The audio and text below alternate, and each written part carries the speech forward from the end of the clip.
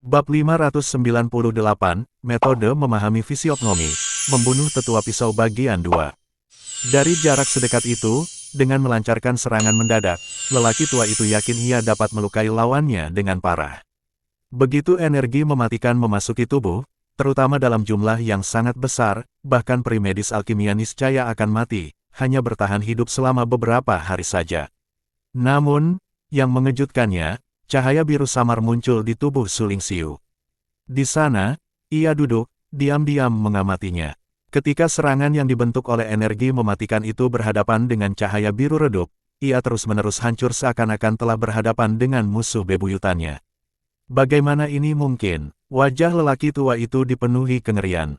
Aula Seribu Bela Diri, atau Istana Gunung Leiyun, seolah sudah menduganya, Su Lingxiu langsung menggelengkan kepala dan berkata, kemungkinan besar itu adalah Leiyun Mountain Manor, jadi pasti Tousan Martial Hall.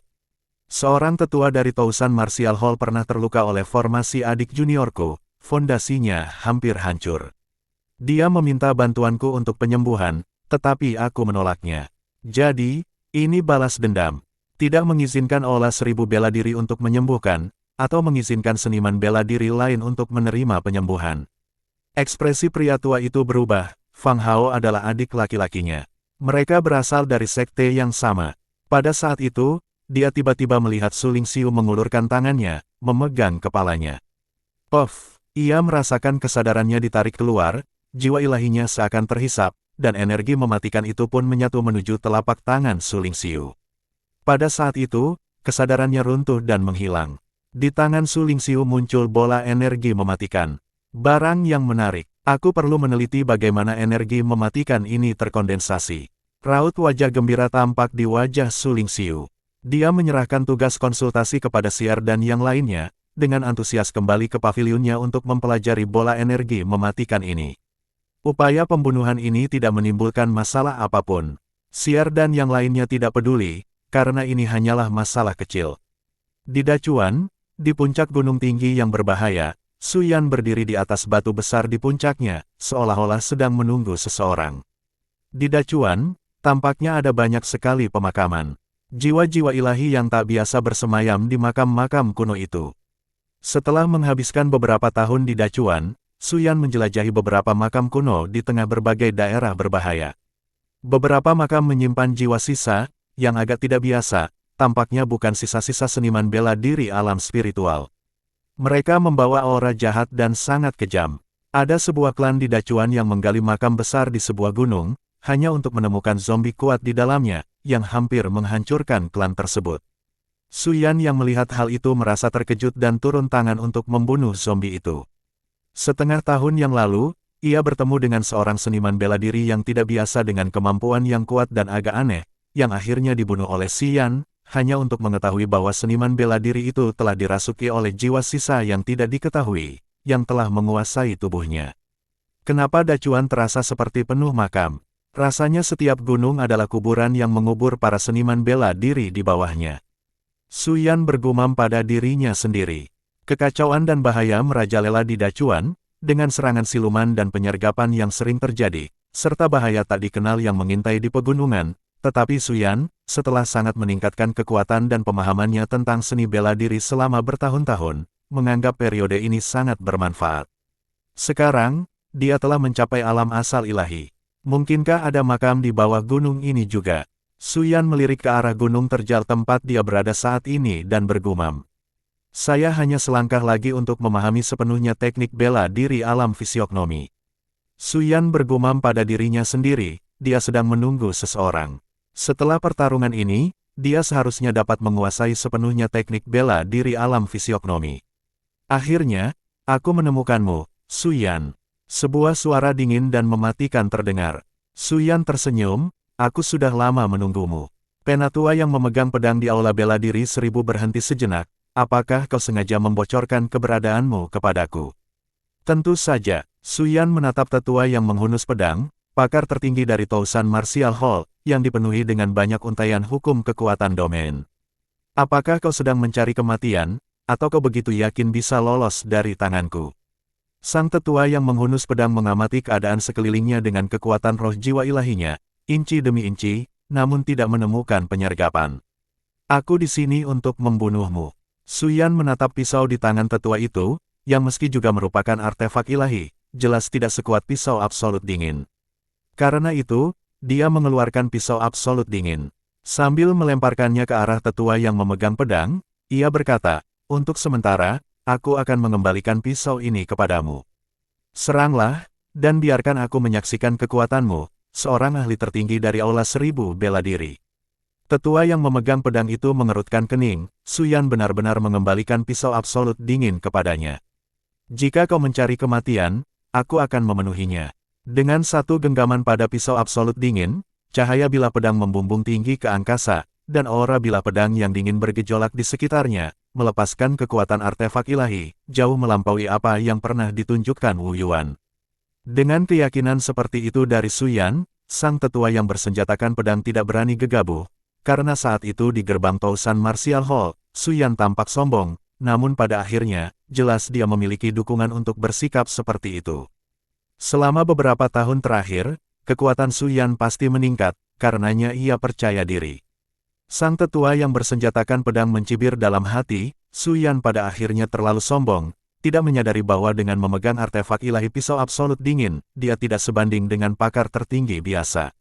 Memukul, Suyan mengayunkan tangannya, mengubah asal ilahinya menjadi pedang, menggenggamnya di tangannya. "Mati!" Sang tetua yang menghunus pedang menebas ke bawah, bilah pedang yang tajam dan menusuk-menusuk jatuh. Ledakan, Suyan menghunus pedangnya, mereka nyaris bersentuhan saat dia melompat ke udara, menghindari ujung pedang itu. Dia mengamati dengan saksama kekuatan tebasan sang tetua yang menghunus pedang, serta proses pemadatan kekuatan hukum domain. Ledakan, puncak gunung yang berbahaya itu langsung terbelah dua oleh cahaya pedang itu. Bab 599, Memahami Metode Fisiognomi, Membunuh Tetua Pedang Telapak Tangan Bagian 3. Membunuh. Sang tetua dengan pedang di tangannya memancarkan aura yang dahsyat, tubuhnya terjalin dengan 3 napas yang mendalam, seolah menyatu dengan langit dan bumi. Kekuatan agung domain terus-menerus berkumpul dan mengalir ke dalam pedang yang dingin dan kejam itu. Pada saat ini, sang sesepuh menunjukkan kekuatan sejati seorang pakar tertinggi di alam spiritual. Ledakan, pertempuran sengit terus berkecamuk, dan gunung-gunung hancur menjadi debu lalu lenyap. Suyan menusukkan pedangnya berkali-kali, bagaikan sebuah perahu kecil yang terombang-ambing di lautan yang penuh badai, tampaknya setiap saat bisa terbalik. Sang tetua memfokuskan pandangannya, diam-diam tertegun. Suyan tampak berada dalam posisi yang kurang menguntungkan, bahkan menunjukkan tanda-tanda dipukuli secara pasif, namun ia tidak pernah benar-benar jatuh ke dalam bahaya. Ini berarti pertempuran masih dalam kendali Suyan. Memikirkan hal ini, ekspresi sang tetua berubah dingin, dan pedang artefak ilahi lain yang dibawanya kini tergenggam erat di tangannya. Dengan kedua pedangnya, kekuatan besar domain berubah menjadi cahaya pedang, menyapu medan perang dan menyelimuti Suyan. "Suyan, kamu memang kuat, tapi kamu terlalu sombong. Apa kamu benar-benar berpikir aku menjadi tetua pedang dari Aula Seribu Bela Diri seperti ahli tertinggi biasa?" Sang tetua mencibir. Di dalam dirinya, suatu cahaya memancar keluar, menyatu dengan artefak ilahi, dan 3 napas mendalam tampaknya menyatu sepenuhnya dengan langit dan bumi. Pada saat ini, kekuatan besar domain yang lebih kuat mengalir ke dalam 2 artefak ilahi. Kekuatan mereka meningkat secara eksponensial dalam sekejap. Apakah ini kondensasi dari kekuatan hukum domain? Ia hanya bisa mengumpulkan sedikit, dan cukup kasar. Bahkan jika seseorang menerobos ke alam berikutnya, ia hanya memurnikan hukum domain ke dalam tubuh. Meskipun seseorang dapat memanfaatkan kekuatan hukum domain, ia masih berada di bawah prinsip, tidak mengendalikannya untuk digunakan sendiri. Alam fisiognomi adalah tentang mengendalikan hukum domain untuk fisiognomi bela diri, untuk bangkit dan mengendalikan hukum domain. Kurasa aku mulai mengerti. Suyan tidak menghiraukan serangan tetua yang semakin ganas. Bayangan gunung dan sungai muncul, menyerap semua serangan yang ditujukan padanya, saat dia merenung dan mencari pemahaman mendalam tentang praktik seni bela diri alam spiritual, mengamati bagaimana sang tetua memadatkan kekuatan hukum domain. Pertempuran semakin sengit, dan Suyan masih tampak seperti perahu kecil yang bisa terbalik kapan saja. Gambaran gunung dan sungai telah runtuh beberapa kali. Namun dia tidak keberatan sama sekali. Ledakan, serangan sang tetua bertambah kuat dan kuat, seolah-olah dengan pertempuran yang sedang berlangsung, kekuatan hukum domain yang terkondensasi terus terakumulasi, meningkatkan kekuatan artefak ilahi. Seolah-olah, ketika kekuatan hukum domain terakumulasi hingga mencapai puncaknya, ia akan benar-benar meletus. Su Yan, mati. Pada saat tertentu, mata sang tetua bersinar tajam bagai cahaya pedang. Ia menggabungkan kedua bilah pedang itu dan menebas dengan ganas. Di udara, kekuatan hukum domain telah mencapai batasnya. Saat bilah-bilah pedang itu menebas, cahaya pedang yang mengerikan jatuh dari langit. Cahaya pedang, seakan datang dari cakrawala, menyambar seketika, berniat memusnahkan Su Yan. Sudah waktunya untuk mengakhiri ini. Su Yan menghela napas dalam-dalam, setelah hampir sepenuhnya memahami teknik bela diri dari alam fisiognomi. Dia melancarkan serangan pedang. Niat pedang tidak terlihat, namun membawa kekuatan penghancur, gunung dan sungai berubah menjadi pedang guntur, menyerang tanpa suara.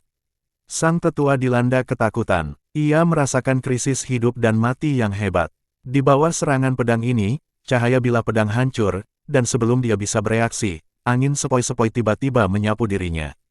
Saat angin bertiup, ia merasakan hasrat membunuh yang mengerikan. Jiwa ilahinya hancur berkeping-keping, dagingnya hancur berkeping-keping, kesadarannya pun lenyap. Sang tetua dengan pedang dari aula 1000 bela diri telah tumbang. Bab 600, Kucing Merah membangun klan iblis. Su Yan memberi isyarat, dan pedang absolut dingin beserta pedang lainnya jatuh ke tangannya, yang segera disimpannya. Hampir sampai. Pertempuran ini telah memungkinkan Su Yan untuk menyelesaikan semua ketidakpastian terkait teknik bela diri alam fisiognomi.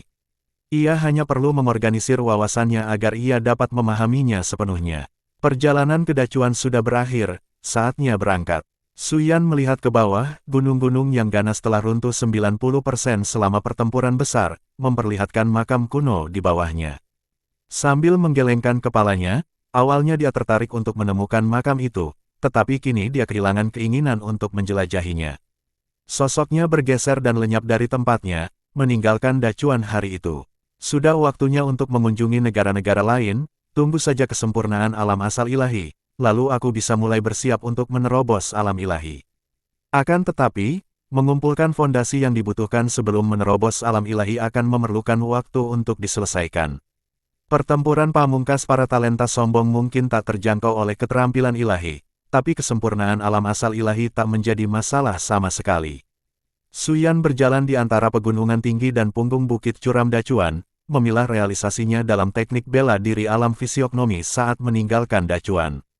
Aku ingin tahu apakah kakak kedua ada di Dacuan. Meng Chong juga datang ke Dacuan, dan mereka pernah bertemu sekali.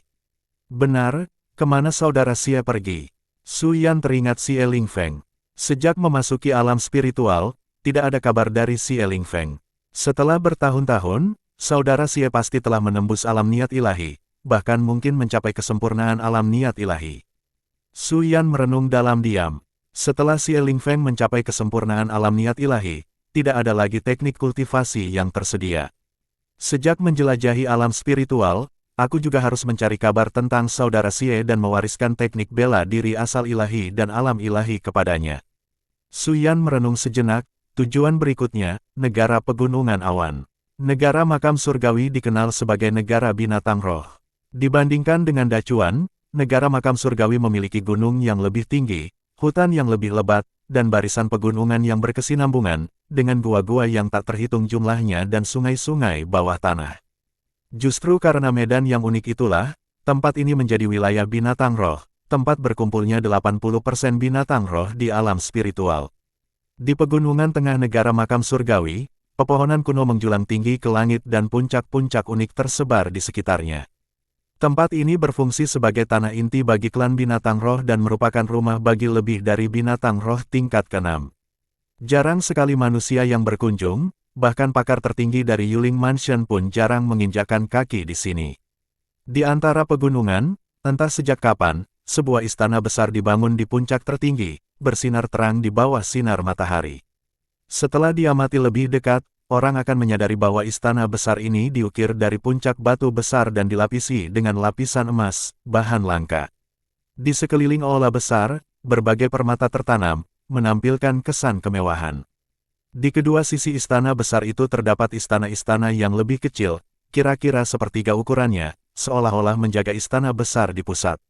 Suara mendesing. Seekor binatang roh terbang menembus pegunungan dan mendarat di depan istana yang megah. Tubuhnya, yang awalnya berukuran puluhan kaki, menyusut menjadi sekitar 3 meter sebelum dapat memasuki istana. Ini adalah binatang roh tingkat ke-6 dengan kekuatan yang sebanding dengan seniman bela diri yang telah memurnikan percikan roh domain. Pada jam-jam berikutnya, binatang roh tingkat 6 lainnya berdatangan dari berbagai arah. Setiap binatang roh yang tiba di istana akan mengecilkan tubuhnya sebelum masuk. Pada hari ini, semua binatang roh tingkat ke-6, penguasa berbagai daerah binatang roh negara makam surgawi, berkumpul di istana besar ini. Para binatang roh yang masuk ini mengatur diri mereka sesuai dengan kekuatan mereka, sebagian berjongkok, sebagian berbaring, semuanya terorganisir dengan rapi sementara kepala mereka semua menghadap ke bagian atas aula besar. Di atas aula besar, disusun berurutan, terdapat 3 kursi, 1 besar dan 2 lebih kecil. Di tengah, duduk seekor harimau raksasa dengan kalung emas di lehernya, memancarkan keagungan yang luar biasa. Tubuhnya yang besar duduk tegak di kursi, cakarnya di lengan kursi, menegakkan punggungnya, mengawasi binatang roh di bawah dari posisi yang tinggi. Di sebelah kiri harimau besar itu terdapat naga banjir berwarna giok putih, kepalanya yang sedikit terangkat mengamati binatang roh di bawahnya. Di sebelah kanannya duduk seekor katak, ukurannya jauh lebih kecil daripada harimau raksasa itu, namun perawakannya tetap seperti gunung. Tentu saja, yang duduk di kursi tengah adalah kucing merah. Di sebelah kiri dan kanannya, masing-masing adalah Yu Xiaolong dan Xiao Ha. Sejak datang ke negara makam surgawi, kucing merah, sebagai harimau yang berbudaya di antara klan binatang roh, disukai semua pihak. Pada masa-masa lemahnya, ia menarik sekutu untuk menjadi fondasi pertumbuhannya. Melalui kebangkitannya hingga saat ini, kucing merah telah menjadi raja binatang roh dari negara makam surgawi. Kekuatannya cukup untuk mengintimidasi semua binatang roh tingkat ke-6. Mereka yang hadir, para penguasa berbagai binatang roh, semuanya telah dikalahkan olehnya dan kemudian ditundukkan. Yu Xiaolong, yang telah mengolah metode setan agung, telah berhasil menembus belenggu garis keturunannya dan berubah menjadi naga banjir, kini kekuatannya tidak kalah dengan binatang roh tingkat ke-6. Little Ha, seekor katak pemakan gunung, hampir dapat dianggap sebagai katak pemakan gunung yang paling kuat dalam sejarah alam spiritual, dengan kekuatan yang sebanding dengan binatang roh tingkat ke-6. Kemampuan melahapnya, yang berisi kekuatan ruang angkasa yang luas, telah diaktifkan dan mengalahkan banyak rekan di atas binatang roh tingkat ke-6. Akhirnya, ia telah menancapkan pijakan yang kokoh di negara makam surgawi. Kucing merah sebagai Raja Iblis Besar, Yu Xiaolong sebagai Raja Iblis kedua, dan Ha Kecil sebagai Raja Iblis ketiga. Saya bertanya-tanya, wahai Raja Agung, mengapa Anda memanggil kami ke sini? Apa perintah Anda? Di bawah, seekor binatang roh transenden berbicara. Hari ini, aku memanggil kalian semua untuk sebuah pengumuman penting, mengenai masa depan klan binatang roh kita, mengenai kebangkitan klan binatang roh kita. Bab 601, Kucing Merah Membangun Klan Iblis Bagian 2. Kesadaran iblis kucing merah berfluktuasi, memancarkan suara kuat yang sepenuhnya memperlihatkan kekuatan Raja Iblis Agung. Para binatang roh menjadi bersemangat, semuanya mengangkat kepala, tidak yakin dengan apa yang akan diperintahkan sang raja. Kilauan di mata kucing merah berkelap-kelip saat cahaya keemasan muncul dari tubuhnya, membuatnya tampak lebih mengesankan. Kekuatan Great Demon Smite mengguncang aula besar. Semua binatang roh merasakan hawa dingin di hati mereka, merasakan tekanan ini. Mereka mengembangkan keinginan untuk menyembah, dan tekanan itu semakin kuat. Ini berarti kekuatan raja telah meningkat sekali lagi. Binatang roh akan lenyap mulai hari ini dan seterusnya. Aku akan mendirikan klan iblis agung, karena kita berasal dari klan iblis, bukan sekadar binatang buas. Mulai hari ini dan seterusnya, negara makam surgawi adalah wilayah klan iblis, dan akulah Raja Iblis Agung. Suara memerintah Red Chat bergema di seluruh aula besar. Klan iblis, kumpulan binatang roh tercengang. Salah satu binatang roh berkata, Raja Agung, kita sudah menjadi binatang roh. Bagaimana mungkin kita melupakan leluhur kita? Ini tidak benar. Tamparan, mata kucing merah melebar, aura iblisnya begitu kuat. Dengan kibasan ekornya, Yu Xiaolong melemparkan binatang roh yang protes itu hingga terbanting ke tanah. Beraninya kau, apakah Raja Agung mengizinkanmu berbicara? Yu Xiaolong berkata dengan tegas. Mereka sudah berkoordinasi diam-diam. Begitu binatang roh itu menyuarakan keraguannya, mereka segera bertindak tegas untuk mengusirnya. Kucing merah menatap binatang roh di bawah dan berkata dengan dingin, "Lupakan leluhur kita. Apa kalian semua ingin terjebak oleh garis keturunan kalian selamanya, tidak maju sedikit pun, tidak pernah melampaui leluhur kalian? Lagi pula, bukankah nenek moyangmu juga binatang? Binatang roh hanyalah binatang. Apa kalian ingin semakin merendahkan diri? Sebagai Raja Iblis Agung, aku akan mendirikan klan iblis dan secara alami memberikan metode iblis agung untuk mematahkan belenggu garis keturunan dan mengukir jalan agung bagi klan iblis kita." Kucing merah tiba-tiba berdiri tegak dari tempat duduknya. Sambil berdiri, Yu Xiaolong juga menopang dirinya dengan ekornya, berdiri tegak, hanya satu kepala lebih pendek dari kucing merah. Ha kecil juga berdiri di tanah. Karena raja sudah berdiri, wajar saja mereka tidak bisa tetap duduk. Kucing merah mengangkat kaki kirinya. Angin kencang berhembus, dan api menyelimuti kaki harimau raksasa itu, mewujudkan kekuatan angin dan api yang dahsyat. Ini adalah salah satu teknik iblis hebat yang telah dikuasai kucing merah. Itu juga merupakan teknik yang digunakan untuk menekan berbagai binatang roh tingkat tinggi, yang dikembangkan melalui penulisan terus-menerus diagram formasi perangkap angin api di titik-titik vitalnya. Lihat ini teknik iblis agung api Phoenixku. Kalian semua telah menyaksikan kekuatannya, dan ini hanyalah salah satu teknik iblis agung. Kau terkekang oleh belenggu garis keturunanmu, sementara aku tidak punya masalah seperti itu. Sebagai seniman bela diri klan iblis, aku bisa terus berkultivasi tanpa henti, terus menjadi lebih kuat. Apakah kau benar-benar ingin terjebak oleh batasan garis keturunanmu selamanya, tidak pernah melampaui leluhurmu, dan selamanya tetap menjadi binatang buas? Perkumpulan binatang roh tergerak, bagi mereka, mendobrak batasan garis keturunan merupakan pengejaran seumur hidup. Mengenai tidak melupakan leluhur mereka, itu hanya karena leluhur mereka lebih kuat, garis keturunan mereka sendiri pada akhirnya menipis. Mencari kemurnian garis keturunan hanyalah untuk mendekati kekuatan leluhur mereka. Sekarang, setelah memiliki kesempatan untuk mendobrak batasan-batasan ini, mereka tidak hanya dapat mengejar para leluhur mereka, tetapi bahkan berpotensi melampaui mereka. Bagaimana mungkin mereka tidak tergerak? Yu Xiaolong berkata, "Aku adalah ular kristal giok. Kalian semua tahu batas garis keturunanku. Tapi lihatlah kekuatanku sekarang." Mata para binatang roh berkedip-kedip. Meskipun ular kristal giok memiliki warisan naga banjir, transformasi menjadi naga banjir hampir mustahil kecuali ia mengonsumsi darah esensi naga banjir.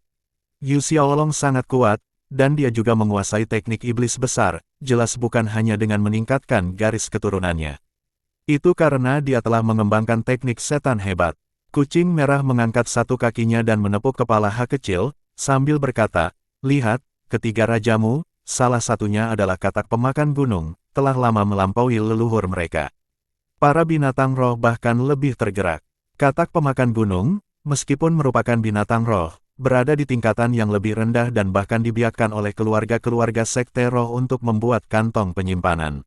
Namun salah satu dari tiga raja, katak pemakan gunung, memiliki kekuatan yang tak terbayangkan. Raja Agung, kebijaksanaan dan kehebatan bela diri Anda telah membawa kami bangkit di domain ini. Aku bersumpah untuk mengikuti Anda sampai mati, berjuang demi kebangkitan klan iblis kami. Di antara binatang roh, seekor serigala seputih salju melompat, berlutut, dan berkata dengan keras, "Bagus, bagus. Mulai hari ini, kau adalah tetua agung olah tetua klan iblis." Kucing merah mengangguk sambil menatap penuh penghargaan. Serigala salju ini sangat kuat, menduduki peringkat 3 teratas di antara semua binatang roh tingkat tinggi, dan sangat licik, mahir dalam menilai situasi dan membuat keputusan yang menguntungkan dirinya sendiri. Sama seperti awalnya, saat Red Chat melancarkan gerakannya, ia langsung menyerah, menjadi satu-satunya spirit beast tingkat tinggi yang tidak terkalahkan. "Terima kasih, Raja Agung, atas karuniamu." Serigala salju itu dengan gembira membenturkan kepalanya ke tanah sambil berteriak keras. "Mulai hari ini, klan binatang roh akan lenyap. Yang tersisa hanyalah klan iblis agung. Siapa yang mendukung, dan siapa yang menentang?" Kucing merah duduk kembali di kursinya, melihat ke bawah dan bertanya pada kumpulan binatang roh tingkat tinggi.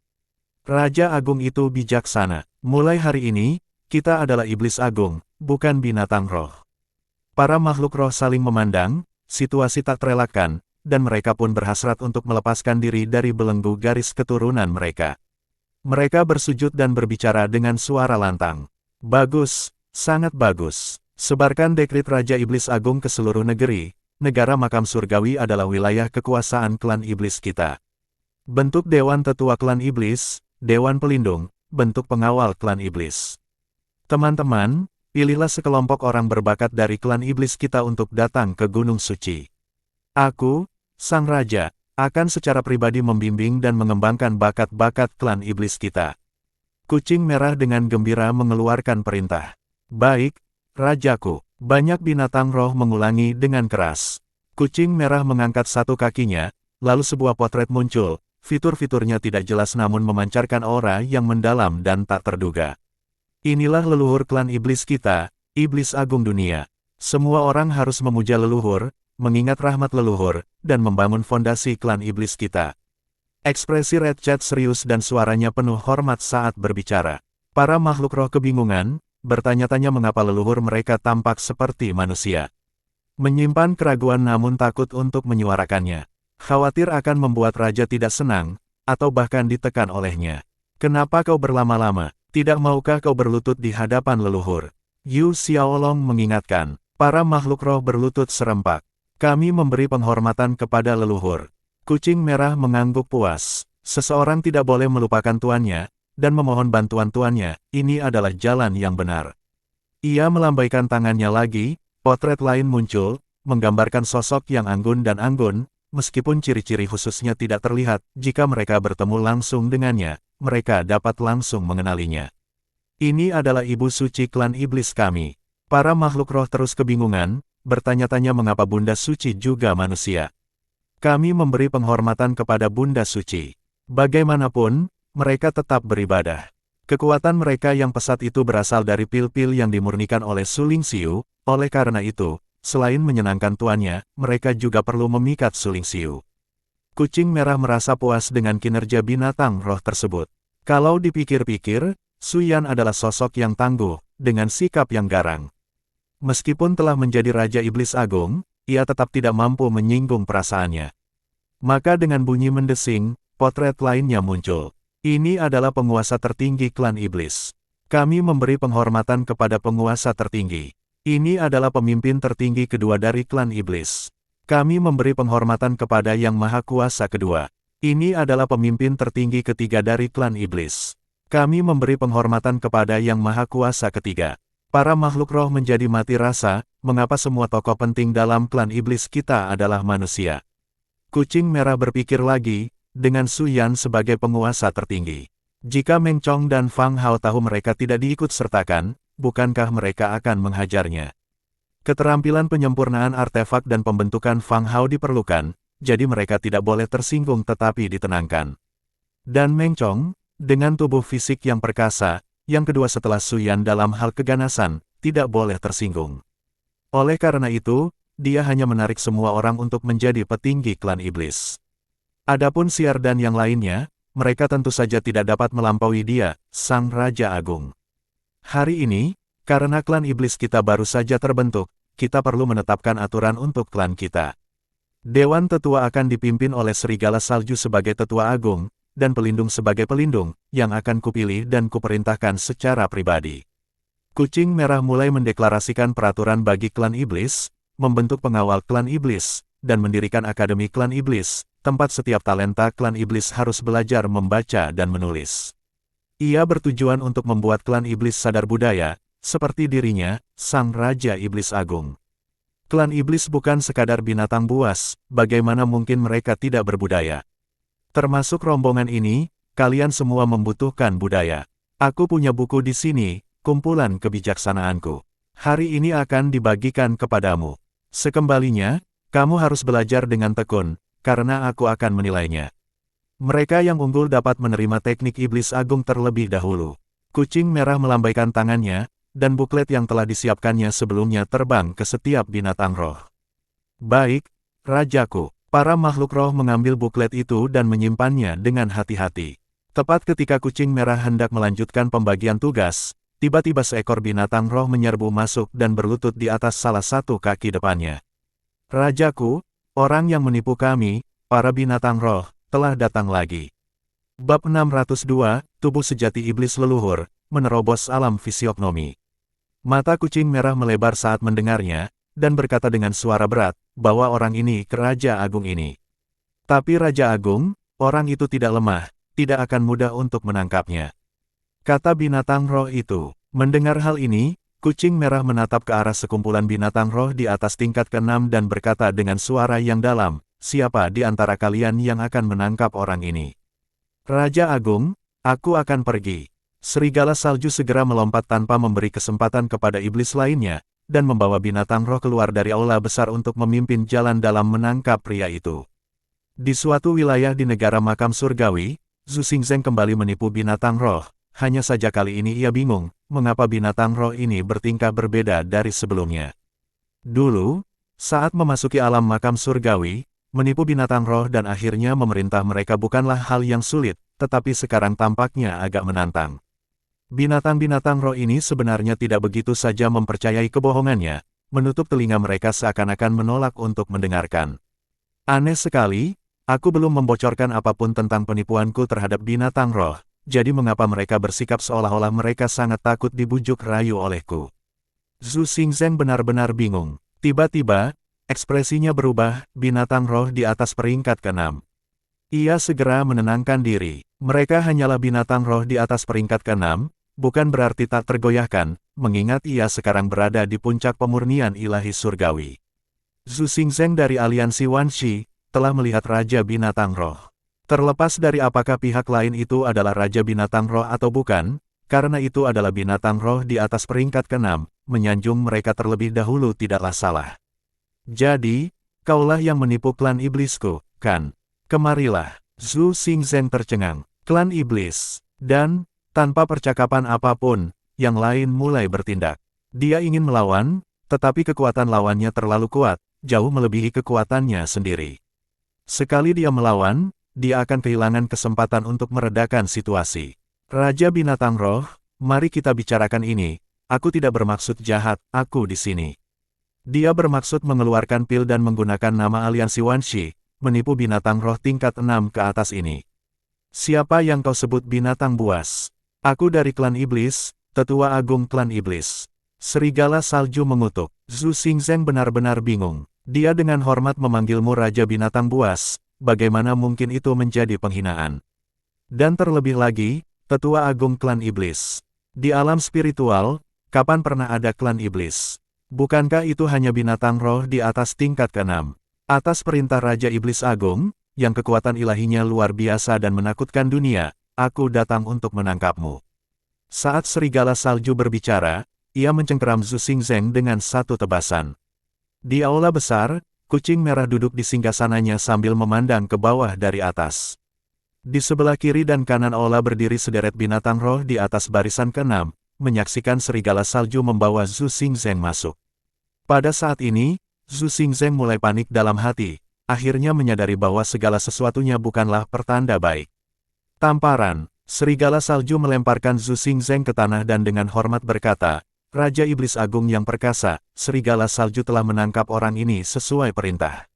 Bagus, Red Chat mengangguk setuju. Wajah Zhu Xingzeng berubah menjadi hijau saat ini, di aula besar ini semuanya adalah binatang roh di atas peringkat ke-6, dan yang lebih mengerikan adalah bahwa di antara klan binatang roh, seorang raja sejati telah muncul.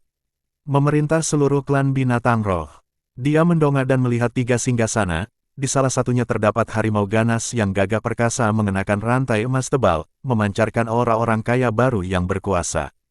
Di sebelah kiri adalah naga banjir, sedangkan di sebelah kanan, apakah itu katak pemakan gunung? Katak pemakan gunung yang perkasa. Raja Iblis Agung yang terhormat dari alam tertinggi, saya Zhu Xingzeng, utusan aliansi Wanxi. Tujuan perjalanan saya ke negara makam surgawi adalah untuk membahas aliansi antara aliansi Wanxi dan klan binatang roh.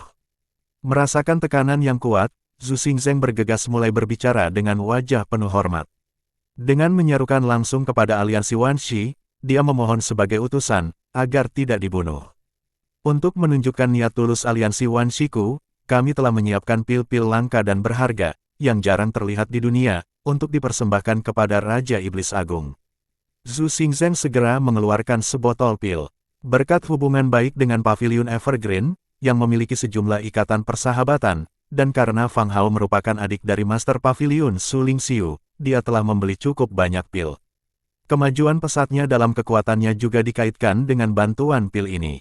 Tentu saja, selama bertahun-tahun, dia telah menggunakan pil ini untuk menipu sejumlah binatang roh agar meninggalkan negara makam surgawi bersamanya. Zhu Xingzeng yakin bahwa selama dia membawa nama aliansi Wanxi, sedikit menyanjung, dan memberikan pil, misinya niscaya tidak akan terancam. Kucing merah, memandangi pil di tangan Zhu Xingzeng, merenung. Di dunia ini, hanya Paviliun Evergreen yang memiliki pil seperti itu, dan hanya Su Lingxiu yang tahu cara membuatnya. Itulah ibu suci klan iblis. Kalau itu teman dari Evergreen Pavilion, mereka tidak bisa dibunuh. Namun, Red Chat tidak terlalu jelas tentang kondisi Evergreen Pavilion saat ini atau apakah mereka sudah mulai menjual pil kepada orang lain atau belum. Dengan sekali ayunan cakarnya, pil di tangan Zhu Xingzeng melayang, dan saat dibuka, memang jelas itu adalah pil yang tidak dapat disangkal lagi dibuat oleh Su Lingxiu. Ia segera menyimpannya. Melihat ini, Zhu Xingzeng menghela napas lega. Serahkan juga tas penyimpanannya, kata kucing merah sambil mengangkat cakarnya, memperlihatkan cakar yang tajam dan memanggilnya. Ya, di tengah kutukan diam-diam, Zhu Xingzeng hanya bisa patuh menyerahkan tas penyimpanan. Untung saja aku mendapatkan cincin penyimpanan dari pemimpin aliansi junior, kalau tidak, aku pasti sudah dijarah habis-habisan. Zhu Xingzeng diam-diam bersukacita karena semua barang berharga miliknya ada di dalam cincin penyimpanan itu.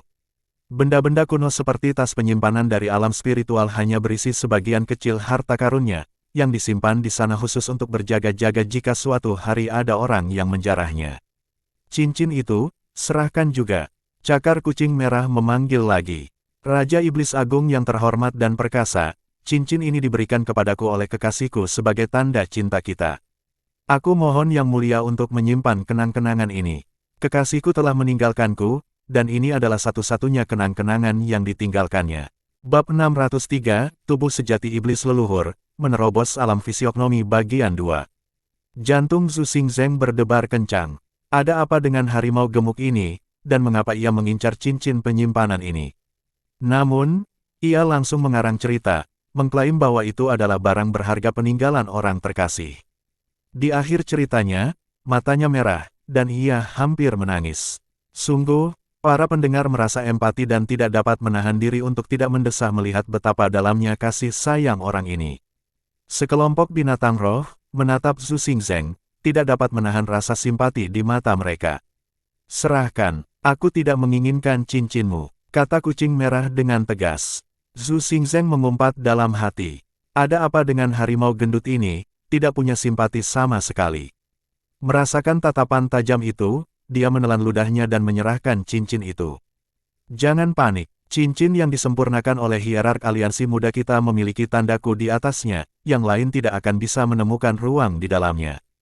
Zhu Xingzeng sedikit tenang dalam hatinya dan menanggapinya dengan hormat, Raja Iblis Agung Dunia Bela Diri yang terhormat, kuharap kau bisa membalas tanda cintaku. Tampaknya, aku tak tahu bagaimana aku bisa terus hidup. Jangan khawatir, itu akan dikembalikan. Kucing merah mengangguk. Lalu, di bawah tatapan terkejut Zhu Xingzeng, menghilangkan tandanya, mengeluarkan semua yang ada di cincin penyimpanan, memindahkannya ke dalam tas penyimpanan, lalu melemparkan cincin kosong itu kembali kepadanya. Ini, dikembalikan padamu. Zhu Xingzeng hampir menangis, merasa sakit karena kehilangan itu tetapi hanya bisa menunjukkan ekspresi bersyukur. Terima kasih, Raja Iblis Agung. Kucing merah mengangguk. Dalam hati ia mencibir. Kau pikir tipuan kecil seperti itu bisa menipuku? Turun dari tempat duduknya, berjalan tegak, ia datang ke samping Zhu Xingzeng, dan dengan satu ayunan kaki besarnya, mengaitkannya, membuatnya takut sampai wajahnya memucat. Berapa harga pilnya? Kucing merah melotot padanya sambil bertanya. Zhu Xingzeng terkejut. Aku tahu lebih banyak darimu, bicaralah dengan cepat. Kucing merah memerintah dengan aura iblis yang mengintimidasi. Pilnya, mahal. Zhu Xingzeng tadinya bermaksud menaikkan harga pil yang dibelinya, tetapi sebuah pikiran terlintas di benaknya, mengatakan bahwa jika ia memberi harga terlalu tinggi pada pil tersebut, akan ada masalah. Maka, ia mengubah nada bicaranya dan berkata, meskipun pilnya mahal, saya punya beberapa koneksi. Beli satu, gratis satu. Jika Yang Mulia membutuhkannya, saya bersedia membelinya untuk Anda. Red Chat mengerti. Beli satu, gratis satu, artinya orang ini memang punya hubungan dengan Evergreen Pavilion. Kalian semua, pergilah. Cepat sampaikan perintahku. Klan Iblis baru saja terbentuk, dan ada banyak hal yang harus diselesaikan. Serigala salju dan yang lainnya, susun beberapa peraturan dan sampaikan kepadaku. Kata kucing merah sambil melambaikan kakinya. Baik, Baginda. Para binatang roh berpencar satu demi satu untuk mengatur berbagai urusan. Dengan klan iblis yang baru saja terbentuk, segalanya akan menjadi sibuk. Kucing merah melingkarkan lengannya di bahu Zhu Xingzeng, seolah memeluk anak ayam kecil, berkata, "Ayo, kita bicara baik-baik." Yu Xiaolong dan Little Ha juga berkerumun datang. Di negara bagian Daze, di kapal terbang Pavilion Evergreen di atas danau teratai emas, Su Lingxiu dan Yue tengah mendiskusikan kemana mereka akan pergi selanjutnya. Bagaimana dengan Sheng Su? Yue menyarankan setelah berpikir sejenak. Negara Dazhou. Su Lingxiu merenungkannya sejenak sebelum mengangguk setuju. Sheng Su, di bawah kekuasaan negara Dazhou, adalah satu-satunya tempat di alam spiritual yang tidak diperintah oleh Sekte Roh dan setara dengan Sekte Roh Transenden. Di antara 18 negara di alam spiritual, Sheng Su saat ini adalah satu-satunya yang memiliki Akademi Seni Bela Diri. Akademi Seni Bela Diri Dazhou hadir untuk menyeleksi para jenius dan menjadi landasan dalam melatih para prajurit tangguh bagi negara Dazhou. Dan di ibu kota Dazhou, terdapat Institut Seni Bela Diri Kerajaan, tempat para siswa yang diterima semuanya sangat berbakat. Keturunan pejabat tinggi Dazhou yang memiliki bakat luar biasa juga belajar di institut ini. Kalau begitu, ayo kita pergi ke Dazhou. Ini kesempatan bagus untuk bertemu teman-teman lama. Ziyun bergumam sambil memegang token Yuling dari keluarga kerajaan Dazhou, bertanya-tanya bagaimana keadaannya di Dazhou sekarang. Setelah kita sampai di Dazhou, mari kita menuju ke negara bagian Yunsan selanjutnya. Su Lingxiu berpikir sejenak dan berbicara. Du Yuying dan Yun Miao Miao telah berada di Sekte Tai Miao dan alam spiritual untuk beberapa waktu, sudah saatnya mereka berkumpul, terutama karena mereka semua berasal dari domain dalam dan memiliki hubungan yang baik. Saya akan tinggal selama 3 hari lagi, lalu saya akan pergi setelah itu. Su Lingxiu membuat keputusan. Di dalam pavilion, Li Xuan menghembuskan napas lega, akhirnya berhasil menghafal diagram prinsip Dao di halaman ke-10 kitab Taichang. Halaman ke-12 akan lebih mendalam dan bahkan lebih sulit untuk dihafal. Li Xuan mendesah dalam hati. Tiba-tiba, buku emas Tao terbuka dan cahaya keemasan memancar keluar. Hewan peliharaanmu, kucing merah, telah mendirikan klan iblis, memujamu sebagai iblis leluhur, kau telah memperoleh tubuh sejati iblis leluhur. Li Xuan terkejut. Klan iblis, kucing merah ini benar-benar melakukannya, iya. Ia tak kuasa menahan rasa kagum, lalu kegembiraan menyusul, ia tak sia-sia memelihara kucing merah. Sungguh, ia tak pernah kecewa. Tubuh sejati iblis leluhur berbeda dari tubuh sejati dewa bela diri. Tubuh sejati dewa bela diri seperti klon dirinya, dan kekuatannya tidak dapat menandingi jati dirinya. Di sisi lain, tubuh sejati iblis leluhur setara dengan wilayahnya sendiri. Semakin kuat klan iblis, semakin kuat pula kekuatan tempur tubuh sejati iblis leluhur, bahkan mampu memanfaatkan kekuatan seluruh klan iblis untuk sementara waktu guna meningkatkan kekuatannya sendiri. Namun, ada satu batasan, kemampuan yang dikeluarkan oleh tubuh sejati iblis leluhur semuanya adalah teknik klan iblis, bahkan keterampilan ilahinya adalah keterampilan ilahi klan iblis, itu sudah ditetapkan. Terlebih lagi, tubuh sejati iblis leluhur tidak memiliki wujud tetap, ia dapat tampak seperti manusia atau berubah wujud menjadi wujud iblis agung apapun. Teknik apapun yang dimiliki klan iblis secara inheren dikuasai oleh inkarnasi iblis leluhur, dan kekuatannya diperkuat secara eksponensial. Ia juga memiliki fitur unik, melalui tubuh sejati iblis leluhur, keinginannya dapat disalurkan ke semua anggota klan iblis, dan sama halnya dengan proyeksi mimpi, ia dapat membimbing keturunan iblisnya dan menganugerahkan warisan. Aku harus serius mempelajari seni bela diri iblis agung ini, kekuatan kucing merah belum cukup kuat, dan ia belum memiliki konsep kemampuan iblis agung. Aku harus mengajarinya lebih banyak teknik dan kemampuan iblis agung. Li Xuan merenung, lalu memutuskan sudah waktunya untuk sepenuhnya mengeksplorasi seni bela diri setan agung. Dengan tubuh sejati iblis leluhur, dia dapat mewariskan konsep kemampuan iblis agung kepada kucing merah, membiarkannya terus memahami dan berlatih. Siapa yang mengira kalau seekor kucing besar yang kutangkap secara acak bisa punya bakat seperti itu? Li Xuan tidak dapat menahan rasa takjubnya. Ia memperhatikan bahwa sejak kucing merah mulai belajar membaca dari Ibu Su, pemahamannya tampak meningkat, begitu pula kebijaksanaan spiritualnya. Ia benar-benar seekor harimau yang berbudaya. Jalur kultivasi untuk seni bela diri iblis agung telah ditetapkan. Untungnya, aku tidak perlu khawatir tentang itu, tetapi aku belum memiliki kemampuan iblis agung. Aku akan memperkaya teknik seni bela diri iblis agung dan memberikan lebih banyak bimbingan kepada kucing merah. Li Xuan merasakan gelombang kegembiraan di dalam hatinya. Jika suatu hari ia menghadapi musuh kuat yang mengira mereka setara, lalu ia tiba-tiba menggunakan tubuh sejati iblis leluhur, membalikkan keadaan dalam pertarungan 2 lawan 1, ia akan menghabisi lawannya dalam hitungan menit. Memikirkannya saja sudah mendebarkan. Akibatnya, Li Xuan untuk sementara mengesampingkan mempelajari halaman ke-12 kitab Tai Chang dan malah mulai memperkaya seni bela diri iblis agung, khususnya konsep yang terkait dengan keterampilan ilahi klan iblis. 3 hari kemudian, kapal terbang Pavilion Evergreen membubung ke angkasa, melampaui awan, dan menuju negara bagian Dazhou.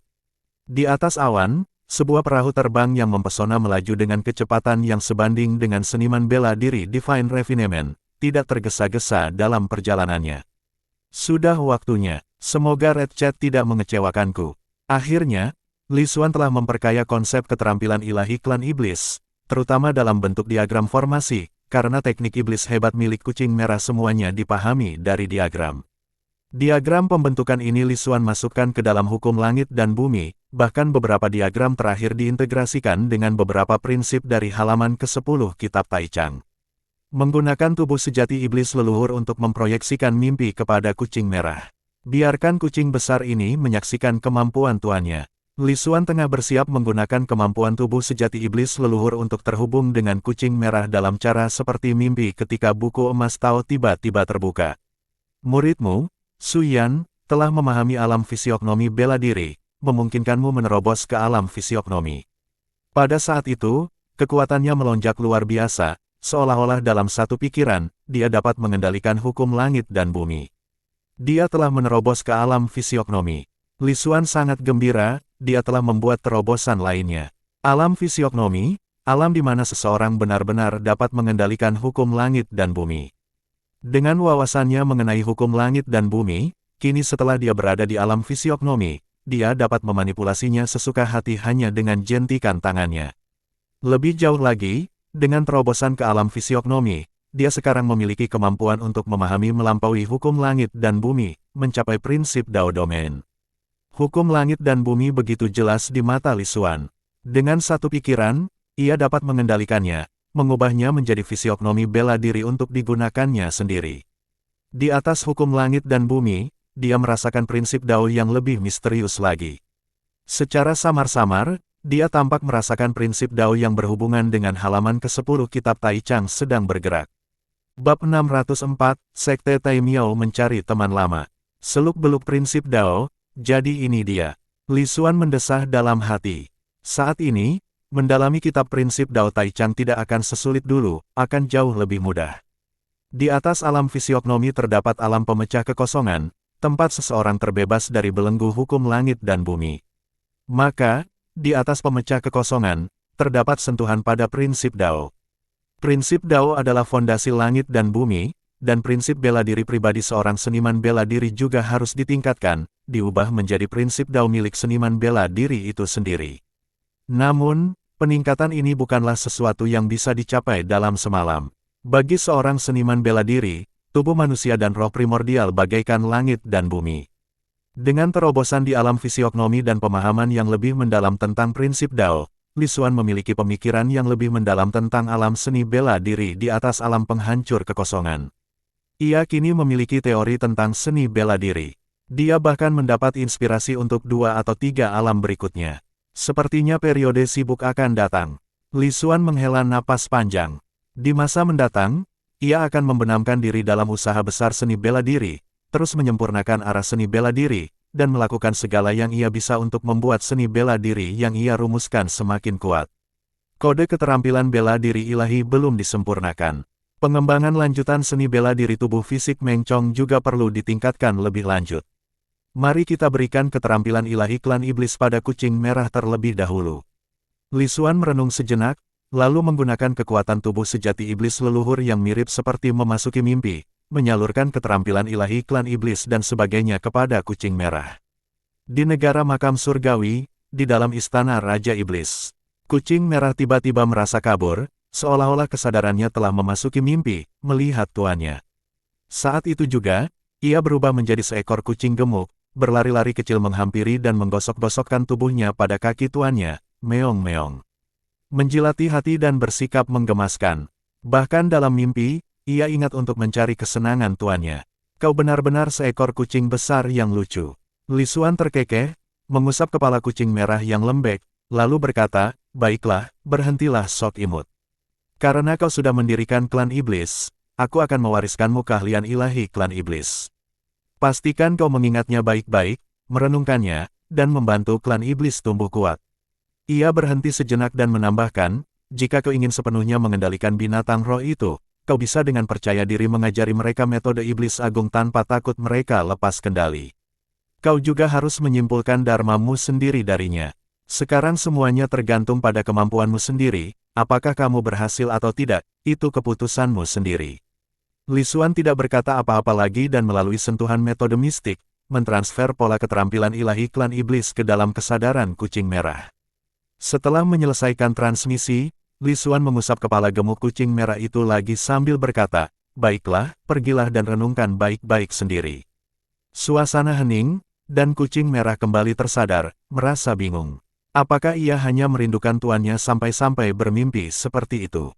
Kemudian, matanya tiba-tiba melotot, dan di dalam kesadarannya, terdapat pola-pola keterampilan ilahi klan iblis, yang diberikan oleh tuannya. Meong-meong, kucing merah pasti akan berusaha memperkuat klan iblis. Pada saat ini, kucing merah mengerti, tuannya memiliki wawasan yang jelas mengenai pembentukan klan iblis. Oleh karena itu memberikannya keterampilan ilahi klan iblis untuk memberinya lebih banyak sarana guna mengembangkan dan memperkuat klan. Setelah menularkan semua aspek keterampilan ilahi klan iblis kepada kucing merah, Li Xuan kemudian mengabdikan dirinya sepenuhnya pada usaha seni bela dirinya, lebih jauh menyempurnakan dan memperkuat seni bela dirinya. Dia menyusun teori kultivasi seni bela diri yang mengikuti alam pemecah kekosongan dan menyempurnakan metode kultivasi seni bela diri tubuh fisik setelah tubuh emas tak terhancurkan matahari agung. Dia mengerjakan kode keterampilan bela diri ilahi dan seterusnya. Dan tiap hari, dia meluangkan waktu untuk mendalami kitab aturan domain Dao Taichang. Seni bela diri itu sungguh sulit. Saya memeras otak setiap hari, susah payah menciptakan seni bela diri, dan ternyata sama sekali tidak mudah. Hanya sedikit seniman bela diri di dunia yang bekerja sekeras saya. Li Xuan merenung dalam hati. Meskipun ia sendiri tidak perlu bersusah payah berlatih, mengasah seni bela diri tetaplah sangat melelahkan. Dalam perjalanannya menuju negara bagian Yunsan, Su Yan memilah-milah teknik bela diri di alam fisiognomi, akhirnya mengaturnya secara lengkap dan menyimpulkan teknik-teknik yang berhubungan dengan alam tersebut. Terlalu sulit untuk memahami alam pemecah kekosongan. Mungkin hanya setelah menembus alam keterampilan ilahi dan benar-benar memahami misteri keterampilan ilahi, aku akan mencapai pencerahan. Su Yan menggelengkan kepalanya, menyimpulkan teknik seni bela diri dari alam fisiognomi telah memakan banyak waktu. Untuk memahami teknik bela diri dari alam penghancur kekosongan dengan tingkat alam bela dirinya saat ini sepertinya mustahil. Dia tidak terburu-buru. Untuk saat ini, setelah mencapai kesempurnaan di alam asal ilahi dan mengumpulkan fondasi, belum terlambat untuk mempertimbangkan masuk ke alam keterampilan ilahi setelahnya. Aku penasaran bagaimana kabar Nona Du dan Nona Yun. Setelah tiba di negara bagian Yunsan, dia tentu ingin mengunjungi sekte Tai Miao. Du Yuying dan Yun Miao Miao memegang Yuling untuk memasuki alam spiritual. Meskipun mereka telah tiba di sekte roh transenden Tai Miao setelah memasuki alam spiritual, dengan hierarki alam spiritual yang ketat dan sikap berprasangka buruk terhadap mereka yang berasal dari wilayah dalam, hidup mereka mungkin tidak mudah. Aku ingin tahu di mana kakak Xie berada. Aku harus bertanya kepada kedua wanita itu tentangnya. Setelah tiba di alam spiritual, tidak ada kabar tentang Xie Lingfeng dan ayahnya, Xie Tianheng. Seiring nama pavilion Evergreen menyebar ke seluruh alam spiritual dan namanya sendiri, Su Yan menjadi terkenal, anehnya Xie Lingfeng tidak mencarinya. Dengan bakat saudara Xie, dia seharusnya sudah mencapai kesempurnaan di alam niat ilahi. Tanpa teknik kultivasi lanjutan, dia tidak akan bisa menembusnya. Su Yan berjalan menuju Sekte Tai Miao. Duo ayah dan anak, Xie Tianheng dan Xie Lingfeng, memasuki alam spiritual bersama Du Yuying dan dua wanita lainnya. Mungkin ia bisa mengetahui keberadaan Xie Lingfeng atau sekte spiritual yang mereka kunjungi di alam spiritual. Di negara bagian Yunsan, pertempuran para jenius sedang berlangsung sengit. Kini, mereka yang bisa berpartisipasi dalam pertempuran tersebut semuanya adalah para jenius yang dibina dengan cermat oleh sekte-sekte spiritual papan atas. Masing-masing dari mereka memiliki tubuh dan bakat yang langka. Akan tetapi, bagi Su Yan, para jenius itu tak lagi menjadi masalah. Dia bahkan tidak punya sedikit pun keinginan untuk bergerak. Kekuatan mereka tidak berada pada level yang sama. Jadi ini Sekte Tai Miao. Sesampainya di depan gerbang Sekte Tai Miao, Su Yan mendongak. Pegunungan diselimuti awan yang mengepul, dan dengan kekuatannya, ia tak dapat melihat puncaknya. Terlebih lagi, ia tak dapat menahan perasaan bahwa puncak itu terasa seperti mimpi namun tak nyata. Bab 605, Sekte Tai Miao mencari teman lama bagian 2. Sekte Tai Miao dikabarkan termasuk di antara sekte roh transenden dengan fondasi terdalam dan kekuatan terkuat. Terlebih lagi, mereka benar-benar memiliki aura dunia lain. Jarang ikut campur dalam urusan dunia bela diri alam spiritual, tata kelola Sekte Tai Miao atas provinsi Yunsan tidak sedominan sekte roh transenden lainnya. Su Yan melangkah maju menuju gerbang Sekte Tai Miao. Pikirannya dipenuhi dengan informasi tentang Sekte Tai Miao. Sekte Tai Miao sebagian besar muridnya adalah perempuan dan memiliki persyaratan yang sangat tinggi terhadap bakat dan penampilan, yang berarti Sekte Tai Miao memiliki lebih sedikit murid dibandingkan sekte roh transenden lainnya. Murid laki-lakinya konon hanya berjumlah sekitar 20% dari seluruh murid Sekte Tai Miao, dan setiap orang di antara mereka haruslah tampan. Para murid laki-laki Sekte Tai Miao diam-diam dipanggil anak laki-laki kecil yang cantik di belakang mereka, tidak memiliki kekuatan maskulin. Su Yan bergumam pada dirinya sendiri, ini adalah hal-hal yang telah dipelajarinya tentang Sekte Tai Miao. Gerbang Sekte Tai Miao ditutup untuk pria yang tidak ada hubungannya. Di depan gerbang Sekte Tai Miao, seorang pria tampan bercukur bersih menghalangi jalan Su Yan. Su Yan mengamati lelaki di hadapannya, dan menyadari bahwa ia berada pada tahap akhir kesempurnaan ilahi, berkulit putih dan tidak berjanggut namun berpenampilan rupawan, benar-benar mewujudkan hakikat seorang anak laki-laki rupawan. Saya Dewa Pedang Su Yan, datang untuk mengunjungi teman lama saya di Sekte Tai Miao. Su Yan berkata sambil memberi hormat. Jika orang luar tidak diizinkan masuk, biarlah dia, Su Yan, tidak terlalu tertarik. Kirimkan saja kabar terlebih dahulu, dan Nona Du serta Nona Yun bisa turun gunung untuk menemuinya. Kamu Su Yan, ekspresi pria itu berubah. Itu aku. Su Yan mengangguk. Ekspresi pria itu berubah drastis saat ia mulai mundur dengan marah, berteriak keras. Su Yan datang untuk memblokade gerbang Sekte Tai Miao. Para tetua, cepatlah. Sambil berteriak-teriak dia lari terbirit-birit ke dalam gerbang gunung. Su Yan, ada yang salah dengan orang ini. Apa pendengarannya kurang? Bukankah aku baru saja bilang aku ke sini untuk mengunjungi teman lama? Dari mana dia tahu aku ke sini untuk memblokir gerbang Sekte Tai Miao? Bingung, Su Yan menyaksikan pria itu menghilang di Gunung Tai Miao tanpa tahu harus berkata apa sebagai tanggapan. Karena gerbangnya sekarang kosong, Su Yan berpikir sejenak dan melangkah menuju gerbang dalam Sekte Tai Miao. Mengenai aturan tentang orang luar yang tidak diizinkan masuk, aturan itu tidak ada saat ini. Pada saat ini, seluruh Sekte Tai Miao gempar. Setelah Tousan Martial Hall, Su Yan benar-benar berencana untuk memblokade gerbang Sekte Tai Miao. Sombong sekali. Apakah Su Yan berpikir Sekte Tai Miao bisa diganggu semudah aula 1000 bela diri? Para tetua, izinkan aku untuk menekannya.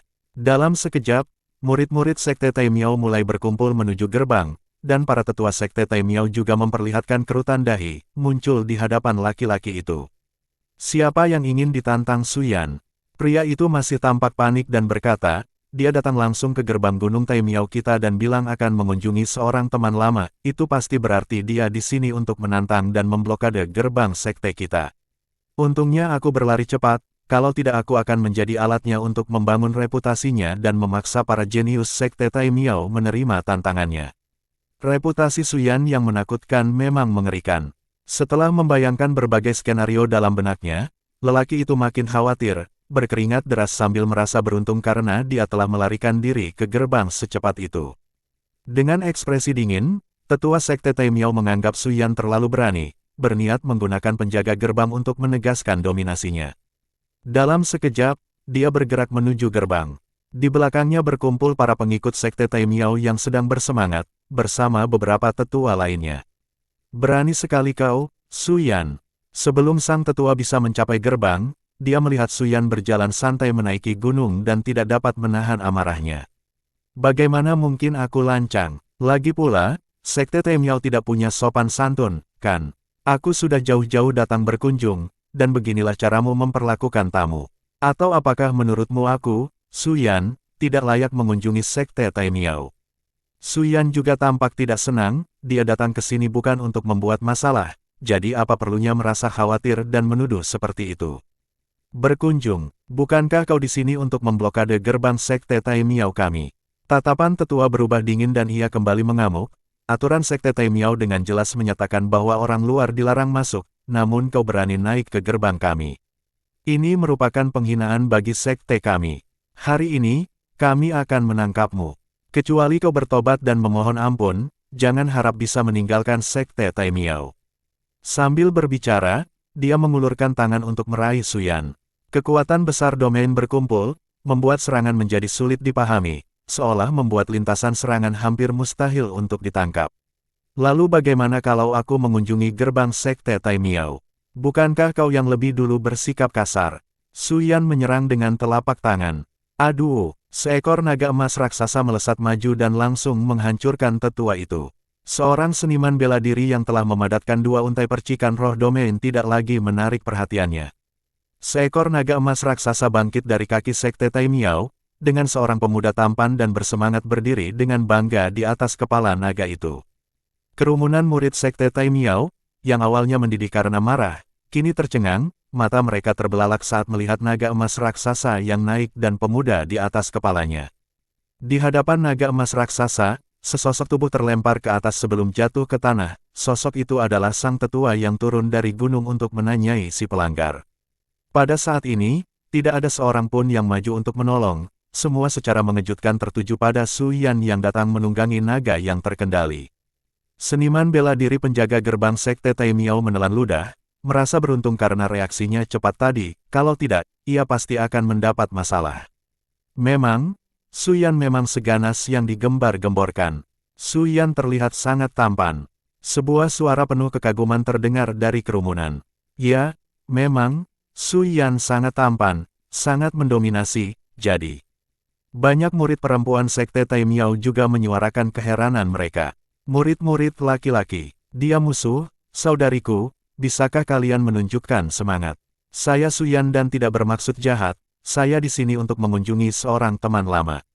Suyan berbicara, naga emas raksasa di bawah kakinya menghilang, dan dia mendarat di tanah, menatap acuh tak acuh ke arah sekelompok pengikut Sekte Tai Miao. Begitu banyak keindahan di sini, tempat yang bagus untuk menempa pikiran. Tapi sekarang, aku tak perlu lagi menempa pikiranku. Suyan mendesah pada dirinya sendiri. Suyan, siapa yang kau kunjungi? Apakah Sekte Tai Miao memiliki seseorang yang kau anggap teman lama? Tetua pelindung Sekte Tai Miao bertanya dengan suara berat. Teman lamaku, Du Yuying dan Yun Miao Miao, di mana mereka? Suyan bertanya. Du Yuying dan Yun Miao Miao. Pelindung Elder mengerutkan kening, karena belum pernah mendengar tentang mereka, lalu menoleh ke Elder yang bertanggung jawab atas pendaftaran murid dan bertanya, apakah kita memiliki dua murid ini di Sekte Tai Miao? Tidak, sang tetua menggelengkan kepalanya. Suyan, kami tidak memiliki orang yang Anda cari di Sekte Tai Miao. Alis Suyan berkerut. Du Yuying dan Yun Miao Miao membawa Tai Miao Yuling untuk memasuki alam spiritual, jadi mereka pasti memasuki Sekte Tai Miao. Mungkinkah kecelakaan terjadi karena kedua wanita itu berasal dari wilayah dalam? Kedua teman lamaku datang sambil menggendong Yuling, sebaiknya kau pikirkan baik-baik. Apakah mereka benar-benar tidak ada di sini atau ada kejadian tak terduga yang terjadi? Nada bicara Su Yan menjadi tegas. Yuling, tetua pelindung terdiam sejenak, lalu berkata, Sekte Tai Miao tidak lagi mengeluarkan Yuling. Apa yang disebut datang dengan Yuling sama sekali tidak mungkin. Su Yan, Yuling teman lamamu mungkin palsu. Sekte Tai Miao tidak memiliki orang-orang yang kau cari. Su Yan mengerutkan alisnya, tidak mungkin Tai Miao Yuling itu palsu, karena Du Yuying dan Yun Miao Miao menerima Yuling mereka dari orang yang sama. Dengan mengingat hal ini, dia berkata dengan tegas, Yuling yang dipegang oleh teman-teman lamaku ditinggalkan oleh Sin Mengrou. Kurang ajar sekali. Tetua pelindung langsung murka dan menegur dengan tegas, beraninya kau memanggil seorang tetua dengan nama. Sepertinya kau, Su Yan, sangat kurang ajar, mencari-cari alasan untuk memprovokasi Sekte Tai Miao kami. Hari ini, kau akan menyaksikan kehebatan Tai Miao. Alis Su Yan berkerut, ada sesuatu yang salah. Namun, tetua pelindung melambaikan tangannya dan kelopak-kelopak bunga mulai berjatuhan. Setiap kelopak merupakan serangan yang mengandung kekuatan hukum domain yang terkondensasi. Dari segi kekuatan, dia bahkan lebih kuat dari tetua bertangan pisau dari Tousan Martial Hall. Karena pihak lain sudah bergerak, Su Yan pun tidak sabar. Hal itu akan menjadi jelas setelah bertanya langsung kepada Sin Mengrou. Jika ternyata mereka tidak datang ke Sekte Tai Miao, satu-satunya pilihannya adalah mencari Di Yuzu dan menyelidikinya dengan keluarga kerajaan negeri Zheng. Yuling yang dipegang teman-temanku, biarkan Sin Mengrou datang untuk memverifikasi keasliannya. Su Yan melepaskan serangan telapak tangan, 18 naga raksasa emas berputar-putar, meraung ke arah tetua pelindung Sekte Tai Miao. Kekuatan niat naga sejati melonjak ke segala arah, seolah-olah naga sejati itu sendiri telah turun. Kalau kamu suka cerita seperti ini, jangan lupa mampir lagi di episode berikutnya ya. Kamu bisa dukung channel ini dengan like dan subscribe biar kami bisa terus bercerita untukmu. Terima kasih sudah mendengarkan, sampai jumpa di kisah selanjutnya. Cerita belum berakhir, pastikan kamu nggak ketinggalan bab berikutnya.